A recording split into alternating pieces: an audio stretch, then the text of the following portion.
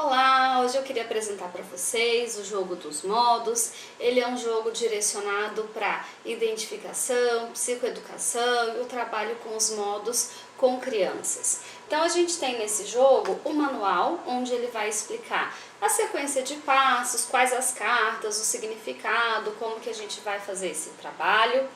E contém também cartas representativas dos modos nas crianças. Então, por exemplo, essa cartinha representa um modo criança feliz, em que a criança, quando está nesse modo, tem as suas necessidades centrais validadas, atendidas, ela é espontânea.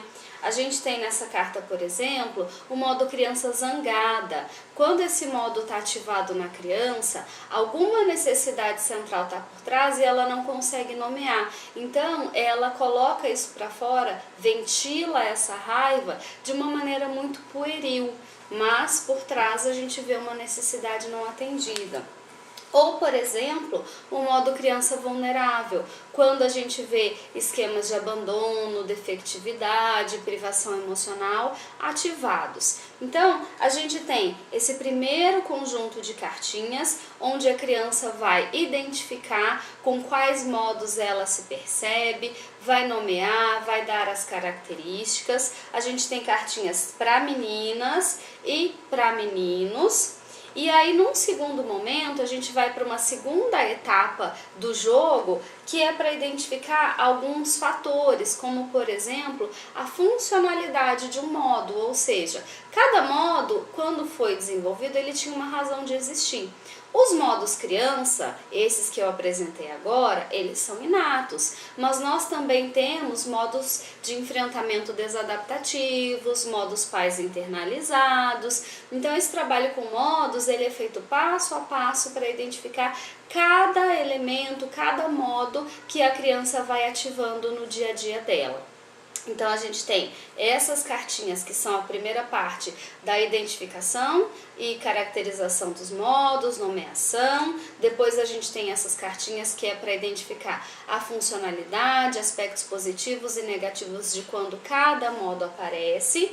Depois nós temos também algumas cartinhas, como por exemplo essa que simboliza a psicóloga que vai entrar na entrevista com os modos. Então a criança ela vai ser entrevistada com cada cartinha representativa. Então num dado momento a psicóloga vai entrevistar cada modo que a criança identificou. E assim a gente tem algum certo afastamento das dificuldades da criança.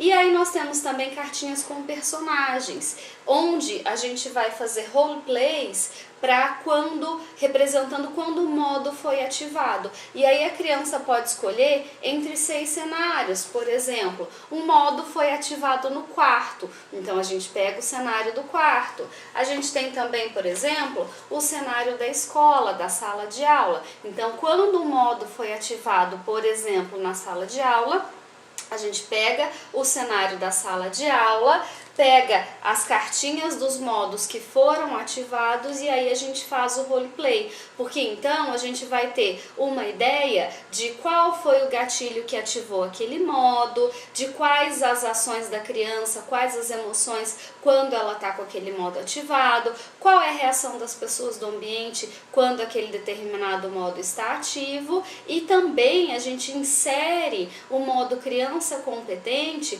para a criança ter uma clareza melhor, ou seja, quando o meu modo, por exemplo, criança zangada foi ativado, qual foi a consequência? Se ao invés do modo criança zangada eu tivesse trazido o meu modo criança competente, qual teria sido a consequência? Então, para isso a gente tem os cenários. E por fim a gente tem também as cartinhas que são numeradas de 1, né, elas são numeradas no verso, de 1 a 8, contendo as instruções da sequência que a gente vai usar esse jogo como um todo. Ele não vai ser desenvolvido em uma única sessão, porque o trabalho de identificação, caracterização dos modos, ele é um pouco lento, a gente vai respeitar o ritmo da criança, a gente vai respeitar o interesse dela, então ele pode e ele deve ser dividido ao longo de várias sessões, entremeado com outras atividades, para manter o interesse da criança no jogo. Mas Esse jogo ele contempla todas as etapas que o Christoph Luz propõe no trabalho com os modos em crianças. Se a gente pensar em adultos, essas cartas elas podem ser usadas para a psicoeducação. Então, quando a gente vai fazer esse trabalho com a identificação dos modos, seja no adolescente, seja no adulto, o jogo ele nos dá a noção do passo a passo, ou seja, como eu faço para trabalhar com os modos, e num segundo momento as cartinhas podem ser trabalhadas também para ilustrar e para psicoeducar. Então a gente vê que a gente pode usar o jogo mais diretamente com crianças, mas de uma maneira um pouco mais adaptada, também com adolescentes, também com adultos. Espero que vocês gostem. Qualquer comentário, qualquer dúvida, faz um post aí, manda um comentário que a gente responde.